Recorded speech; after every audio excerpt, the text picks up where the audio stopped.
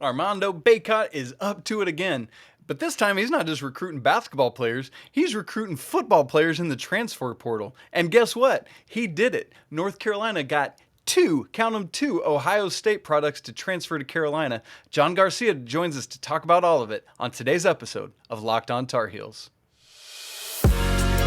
You are Locked On Tar Heels, your daily podcast on the UNC Tar Heels, part of the Locked On Podcast Network, your team every day. Hey there, it's Thursday, May 5th, 2022.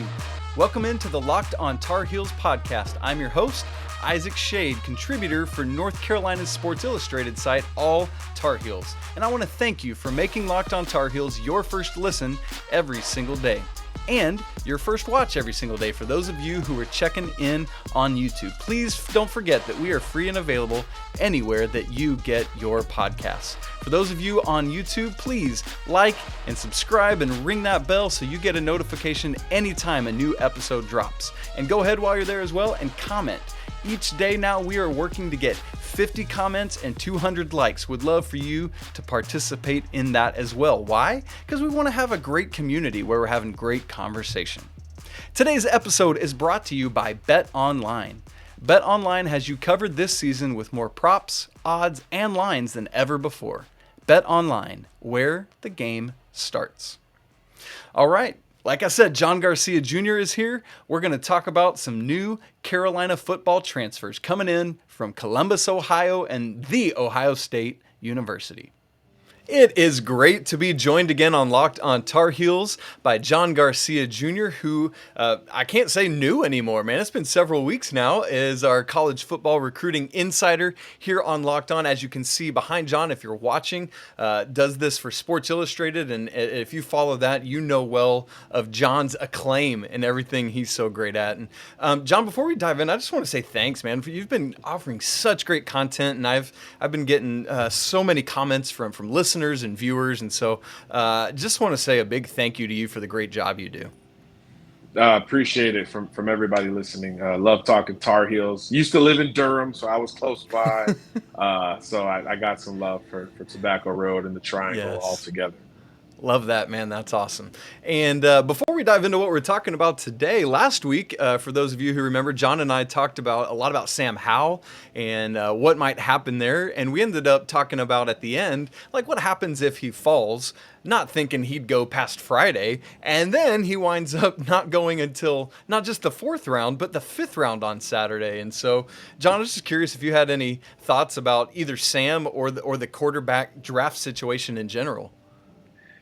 I think everybody, the NFL teams bought into the thought that it was a weaker quarterback draft as a whole. And to me, everybody went a little bit lower than what I expected. And the order was certainly not what I expected. I think Kenny Pickett had the most buzz, but thereafter, I thought it was quite puzzling to a degree. I actually think Sam Howell and Matt Corral may end up as the most successful NFL quarterbacks from this draft. And they ended up going, 4th and 5th? Of the guys. So it's going to be interesting to look back at this draft quarterback-wise. But look, Sam gets to go to Washington. There is a situation where they're still TBD on the incumbent starter there, Carson Wentz, so you never know. But, I know the chip on his shoulder has certainly grown sitting through that weekend. But, it's still drafted. Still a North Carolina product that they can sell towards Sundays. And that still is important, both for Sam and obviously for Carolina and recruiting going forward. Yeah, absolutely. And what a win for him to get to sit back and learn, not only from Carson, but from Tyler Heineke as well. And, man, that's just a good situation. I also loved what you said. I thought a lot about it since, but that supply and demand comment you made last week of just, in addition to it being a weaker quarterback class, there's just not many teams that need young starters right now. And so I've liked that a lot, and it's been helpful to me. So thank you for that. Well, we are not here today to talk about quarterbacks or the draft class. We're here to talk about recruiting and this pipeline that has opened up from Columbus, Ohio, straight to Chapel Hill, North Carolina. And before we dive into these two young men who have committed to Carolina, I want to talk a little bit about student athletes recruiting other student athletes. And we've seen this none greater in Chapel Hill in the last 4 years than a member of the basketball team, Mr. Armando Bacot. Now, typically, he's trying to get guys to come join him on the hardwood, but in this instance, he's reaching out to get somebody to come to Carolina and be a football player in the form of Lejond Cavazos, who did come, and we're going to talk about him in a minute.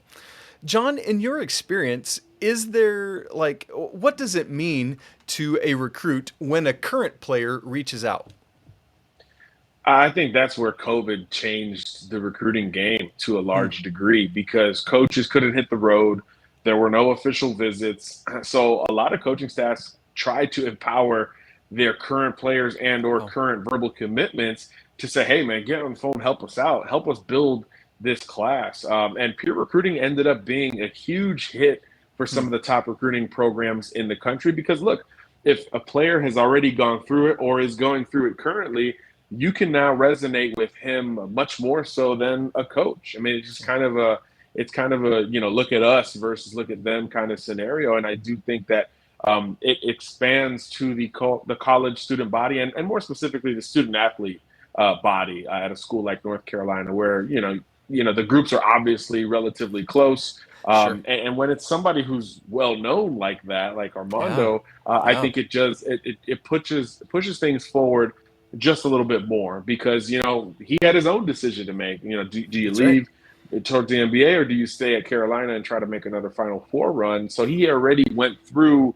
kind of the do I even want to stay in college conversation. So transferring from one school to another probably feels like a little smoother for him. So I think that could possibly have resonated with Cavazos as well. Man, that's so interesting. And when you might or might not know the answer to this, but when there's that public reach out like that for the peer recruiting, I love that phrase that you used. Is there any behind the scenes conversations? Like if I'm at Chapel Hill and you're at Ohio State, I make this public, hey, John Garcia, come hang out with me at Chapel Hill. Do I then reach out to you through a DM or a text to say, listen, legitimately, come be here? Is that going on too? Absolutely, yeah. It's not just a 10-second, hey, what's his at? Let me shoot him a tweet. It usually is followed up upon, and obviously, when those things happen, it's outside the box, and it feels different. I actually spoke to a source on Cavazos earlier this afternoon, and he said dozens of schools inquired about him. So when you start to separate one from the rest, those little extra points of emphasis could potentially stand out. And make you feel, quote unquote, the love a little bit more, which is still important. That's still at the core of recruiting, right? It's attention, It's love, it is praise, it is value, expressing, hey, you have value, come here to enhance that value kind of thing. So anything outside the box that points towards that publicly, especially, I think does resonate. And it certainly didn't hurt in landing his commitment. No, I'd say not. And in fact, it eventually got him to come to Chapel Hill. And so we're going to talk about Lejond Cavazos, what he brings to the field, and what that means for the Tar Heels on defense in just a moment. But first, let me tell you a little bit about Bet Online. BetOnline.net is your number one source for all your sports betting stats and info. Find all the latest sports developments, league reviews, and news, including this year's NBA playoffs and the beginning of the Major League Baseball season. They've even already published odds at BetOnline for the 2023 Final Four. Kentucky leads the way at 8-1 odds to win the national championship, and the Tar Heels are right behind them at 10-1. BetOnline is your continued source for all your sports wagering information, from live betting to playoffs, esports, and more. So head to the website today or use your mobile device to learn more about all the trends in action. Bet Online, where the game starts. Hey, a special shout out again to those of you watching on YouTube. Man, it's just really cool how we've been growing this YouTube audience ever since it started just a couple months ago, and love all the comments, love all the camaraderie that's happening. Again, as we talked about on Wednesday's show, there's just so much positive conversation happening, and I love to see that. People supporting the Tar Heels, supporting these young men and women. Keep it up. Let's get again to 50 comments and 200 likes. We are joined today once again by John Garcia Jr. talking college football recruiting, and North Carolina has recently secured 2 commitments from former Ohio State Buckeyes, one of whom we just talked about in Lejond Cavazos, who had been recruited by Armando Bacot publicly. They're taking pictures together with Mack and Storm Duck, a current other person in the defensive backfield for Carolina, and just I think my first question, John, is what does that do when you get this guy on campus and now you start showing him off a little bit? What does that do? It doesn't hurt, Isaac. It's 2022, right? Everybody's brand is important. Everybody's trying to establish and reestablish who they are and what their market value can be. So, a school like UNC Chapel Hill, where it's a great kind of intimate campus, and you could run into a lot of well-known people in a short amount of time. It never hurts to put that out publicly. And look, when you're talking about a transfer visitor, it's usually a smaller visit weekend, which it was for Carolina, and it's kind of focused on that group. So naturally, you're going to get more one-on-one time with Mack, and you're going to be, I guess, paraded a little bit more than a typical recruit would be. Because again, when you have so many schools involved, any little difference you can create could resonate in the end. Yeah. Man, that's so interesting. And having somebody like Dre Bly leading that room, I mean, that can't hurt your cause, right? Absolutely. There is a trust there. Dre Bly is one of the more well-liked secondary coaches that we get to talk about on the trail. I mean, a lot of kids inside, in the footprint regionally or outside understand, kind of what he's done and what he's built now at Carolina. And I know that was an important part of it for Cavazos, but also just the availability for playing time. This is a prospect who was really on the cusp of leveling up there at Ohio State. They did go through some roster changes, and he gave him a chance through spring. Has no love lost with Ohio State, still very fond of the Buckeyes. But I'm told this was about getting on the field. This was about the opportunity to put everything that you've learned together, with a high-level product at UNC and in the ACC. So it's business decision is kind of, what it comes down to sometimes. And you understand it, right? I mean, it's recruiting. Yeah. There's a small window here to make your move if you want to make an impact on Saturdays and have a shot at Sundays, which I know, is the plan for Cavazos. Oh, absolutely. And so from what you're hearing from people, from sources and others, is that the biggest motivating factor in him making this move is playing time? I think so. This is a kid who's had sprinkles of playing time at Ohio State. Like I said, he was ready to take that next step. He's been in the program. He got banged up early.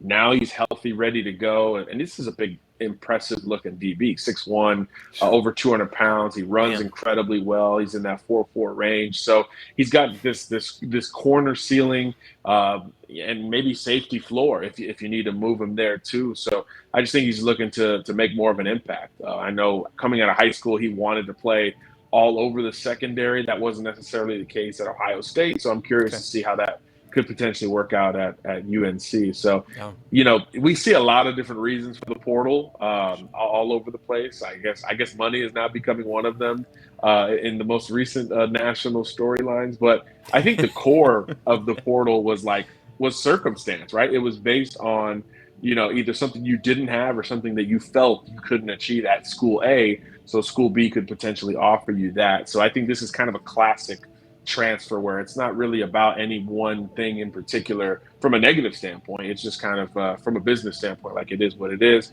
Want a little bit more playing time, want a little bit more position flexibility, and a school like UNC may offer me both. So let me make the move. Yeah, it's so good. Plus, it's got to be 2 of the greatest cornerback names, DB names in the country, and Storm Duck and Lejond Cavazos. I mean, Storm Legend, there's some NIL written all over that, man. Come on. So absolutely, there's a hashtag or something. Yeah, right? It's kind of like I've been joking. Well, we're not going to get into that. We got to talk football. I was going to start talking basketball.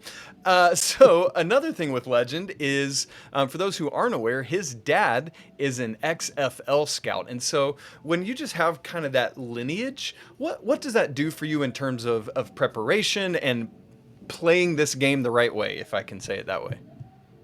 Yeah, I mean, it gives you a more realistic look at your options, right? I Mhm. mean, I think a big percentage of recruiting is the self-awareness, both from the player and from the school, right?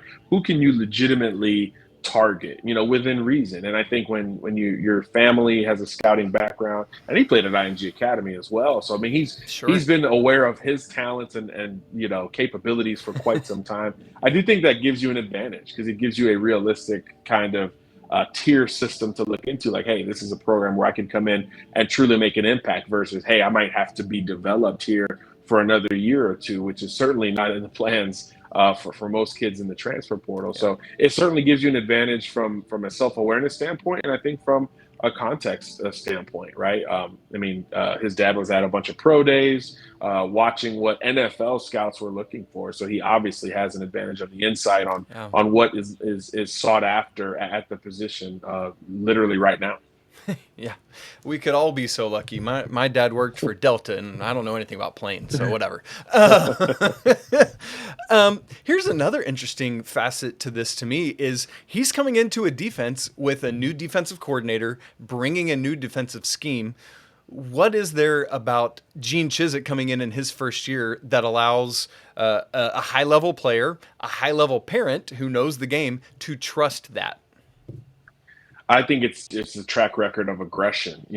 This defense is going to be a downhill attacking style defense, and it means for the secondary, you're going to have an opportunity to play a lot of man coverage and be physical with the wide receiver to disrupt the timing, and that's something that Legend is really really strong at. I mentioned he's 6'1", he's got great length as well. And he's got the catch-up speed to take a little bit more risks. He's been clocked right there in that 4.40 range. So if he does miss early, he does have the wheels to make up for it. So a defense like Carolina's will allow him to be his sort of fully realized aggressive self out on the edge. And once you start to get reps like that, it expands what you can do defensively as a play caller. So again, with Legend and Storm, that hashtag out at corner, which is what we think it's gonna look That's right. like, and Yeah. you can do a lot more things defensively and disrupt the timing of some of these explosive offenses that you face in the ACC. And obviously, that's a win-win for everybody. Absolutely, it is. And Carolina got carved up a lot last year, so this could be a huge win for them in the secondary. Well, in just a second here, we're going to move from the secondary up to the line and another Ohio State transfer. But first, here's a couple ads for you. All right, we are here today on Locked On Tar Heels with John Garcia Jr. We're talking Ohio State transfers that are now in baby Carolina blue, and we've already talked about Lejond Cavazos, and now we're going to talk about somebody up on the line also who transferred, and that's Jacolby Cowan, defensive lineman. And so he committed a little bit after Cavazos. And so, John, what do you see that went into this decision? Yeah, this is a total opposite of Cavazos in terms of why, to me. This is more about, hey, I'm from Charlotte. I want to come back to the state of North Carolina and kind of finish where it started. I read where Jacolby's first recruiting visit ever, I think in 8th grade, was to Chapel Hill. So there's certainly, a full circle feel with this one. I do think that the playing time was a part of this. He didn't really come in and hit the ground running on the field for Ohio State. Again, Gotcha. as talented a team as there is nationally, not every kid's willing to be developed for 3 or 4 years. He gave it a couple of years run. He redshirted and went through a lot of ups and downs there. So I think this is another classic. Hey, I want a fresh start somewhere else.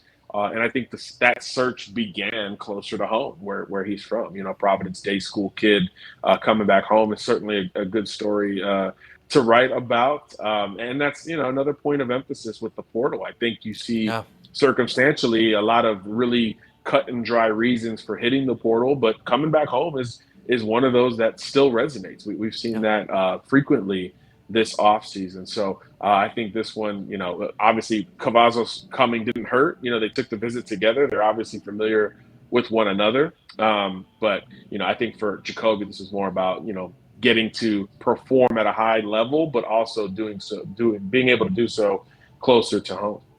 Yeah, you're spot on. That's been one of my favorite unintended things that I didn't even think about with the transfer portal. Is it's seen so many examples of student athletes taking advantage either of that COVID year or the transfer portal to say, "Hey, I'm going to go play close to home." Or like there was an instance with a Carolina basketball player leaving to go play for his dad at another school for his COVID year, and just it's pretty cool. What does it mean when you talk to these young men about what it means to play in front of hometown fans? Yeah, it means a ton, Isaac, because some of those fans are going to be in your family, and they're going to be people who you grew up with, or people who know you and remember watching you down the road in Charlotte, playing really, really well. When I think they won a state title when he was there, Nice. 22 sacks his last 2 years in high school. So a kid who was an All-American, Under Armour All-American, who really put on for Charlotte, basically. So I think it means a lot. I mean, I think any athlete will tell you that when you're playing with more at stake and family in attendance, it does mean more. It certainly helps with the adrenaline a little bit as well. So I think this is a full circle moment for Jacolby, and yeah, coming home does matter. It's a great storyline and probably some added pressure to him that he's willing to embrace because of the benefits that could come out of it. Yeah, man, love that. Well, let's move from talking about his story and this decision to what he actually does on the field. What is it that Jacolby brings that can help this Carolina line?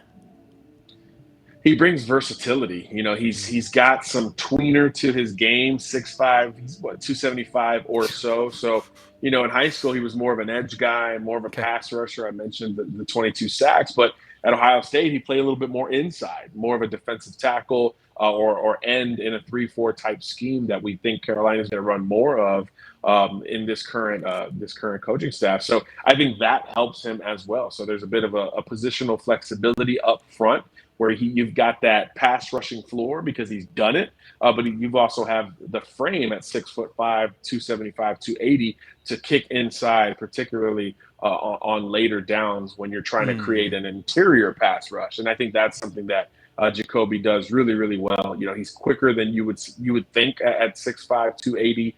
A really physical kid who again has that kind of knack for getting by the blocker, which is still, a core fundamental of the game. So I think, again, it'll help him maximize his strengths, especially in this type of defense. I think he'll be able to move around a little bit up front as opposed to being locked into one position. Man, that's good. And I think this is something maybe we don't think as much about on the defensive side of the ball. Like we so often talk about a 3-down back who can run, catch out of the backfield, pass pro, all that. But what does it mean to have D linemen that have that versatility that can stay on the field for an entire series?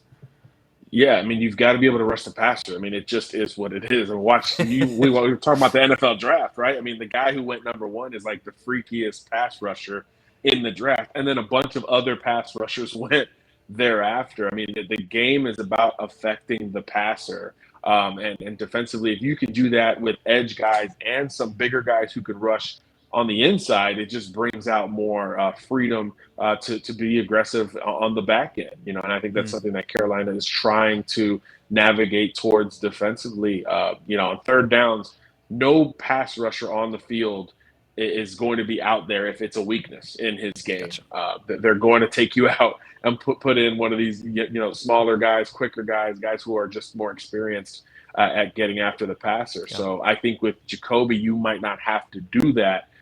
You could slide him inside and still generate a rush from all angles. Ooh, and what a joy to be able to do that with that size and athleticism. That's a great combination. And then that allows, bringing it full circle, that allows Duck and Cavazos to do what they're trying to do on the back end, like you just referenced. And that seems to me to be a winning combination. Absolutely. The defense is, I mean, look, we all watched last year. The defense is the area that needs to step up. That's why there was transition under Mack Brown with the coaching staff, and they all understand that. So bringing in experience and big physical experience on top of that is one of the ways to get it done from the talent perspective too. So it'll be fun to see how it all molds together when these guys get on campus here pretty soon. Absolutely. And that actually brings up my last question to you, John, is North Carolina under Mack Brown has seen a nice progression. I think year 2 went further than they thought, and then we saw that decline last year. But they are trying to build this culture, this winning vibe and environment. And 2 guys coming together from Ohio State that has that winning culture already. Obviously, a lot of what breeds that is the coaching staff setting precedents. But how much effect can these 2 guys coming in have on the winning of this Carolina team? Well, both guys are winners.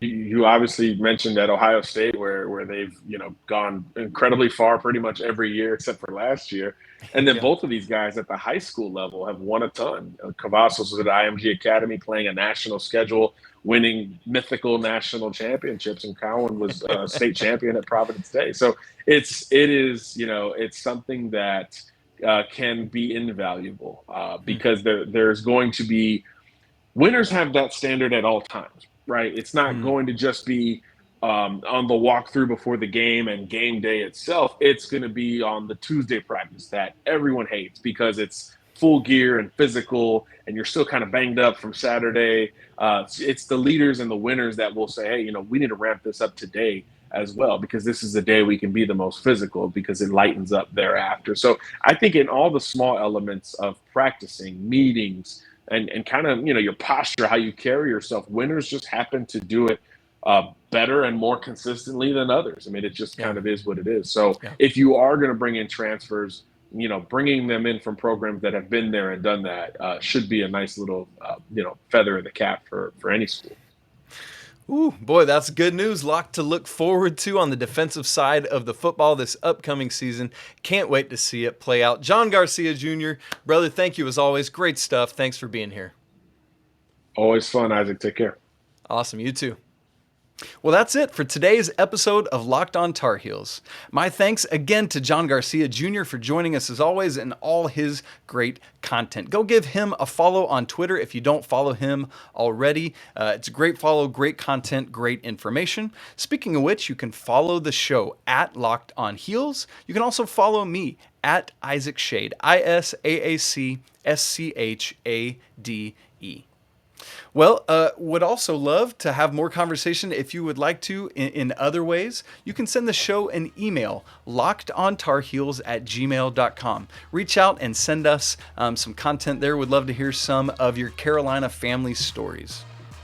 Well, coming up on tomorrow's show on Friday, we're going to have a conversation with North Carolina quarterback Scott Stankavage as he tells us some of his story, but also shares a little bit about the mindset that Sam Howell might have been going through in the NFL draft last weekend. Make sure you tune in for that great conversation. And now that you've made Locked On Tar Heels your first listen today, let me encourage you to make Locked On ACC your second listen. Get all your daily ACC news in less than 30 minutes. Free and available anywhere you get your podcast. Well, hey, thanks for spending so much of your week, and specifically today, your Thursday, talking Carolina sports with me. I hope you're as excited as I am about these 2 transfers coming in. Who knows what else Armando Bacot can do? The man is a magician. I want to remind you, it's always a great day to be a Tar Heel. Until tomorrow, peace!